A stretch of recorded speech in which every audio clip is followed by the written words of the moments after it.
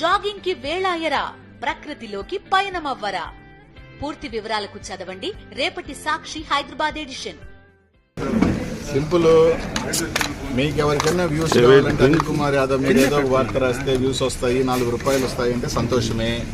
నాకు ఎటువంటి అభ్యంతరం లేదు, నాకు చీకు చింత కూడా లేదు. మీరు రాసిన వల్ల వెంటనే తౌడుకొని అదే నేను అనిల్ కుమార్ యాదవ్ ఒకరోజు ఏమో ఫస్ట్ రాగానే చంద్రబాబు నాయుడు కలిసాడు దొంగతనంగానే ఎవడో ఒక యూట్యూబర్ వాడుకున్నాడు, తర్వాత జనసేన అన్నారు, మళ్ళీ నిన్నేదో రాజకీయ సన్యాసం అన్నారు, నా చిన్న రాసుకుంటున్నారు. పాపం మీకు వ్యూస్ రావాలా అంటే నా వల్ల ఏమైనా వస్తాయంటే మీరు ఏ వార్తలు రాసినా మీ కుటుంబం బాగుంటుంది, దానివల్ల మీకు ఉద్యోగాలు వస్తాయంటే దగ్గర రాసుకున్న సంతోషమే. నేను అప్పుడు చెప్పా, ఇప్పుడు చెప్పా. అర్థమైందా? నాది వైఎస్ఆర్ కాంగ్రెస్ పార్టీ కాదు, అది జగన్మోహన్ రెడ్డి పార్టీ. మా బాస్ ఎలా ఉంటే అలాగే నాది, నేను జగనన్న ఎలా ఉంటే అలాగే నా పైన.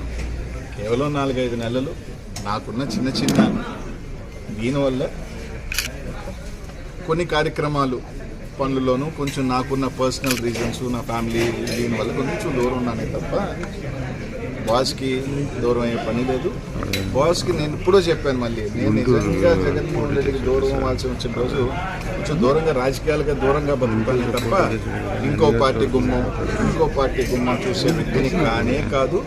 అది నాకు అది వాళ్ళు ఏ విధంగా రాస్తారో కూడా తెలియదు. అప్పుడప్పుడు నవ్వు వస్తుంది, కానీ ఆ జనసేన వాళ్ళైనా నాకు ఫోన్ చేసి ఏం సార్ వస్తున్నాను వాళ్ళు కూడా అడగకపోయా, వాళ్ళు కూడా తెలుసు కాబట్టి ఇవన్నీ వేస్ట్ మాటలు. తప్పకుండా మా బాస్ కోసం వస్తాం తొందరలోనే. వచ్చిన తర్వాత నాన్ స్టాప్గానే మళ్ళీ ఉంటాం, ఏ ఇబ్బంది లేదు. అలాగే పాపం కొంతమంది నన్ను ఏదో పాత కేసుల్లో ఏదో కేసులో జైల్లో పెట్టాలా, నెల రోజులన్నా జైల్లో ఉండాలా అనిల్ కుమార్ యాదవ్ అని కొంతమంది ఆరాటి పడిపోతున్నారని విన్నా. ఈ జిల్లాలో కొంతమంది కనీసం నెల ఉండాలా, కనీసం ఏదో కేసులో అయినా పేరు పెట్టండి, ఇరికిచ్చండి అని. మీరు ఏ కేసు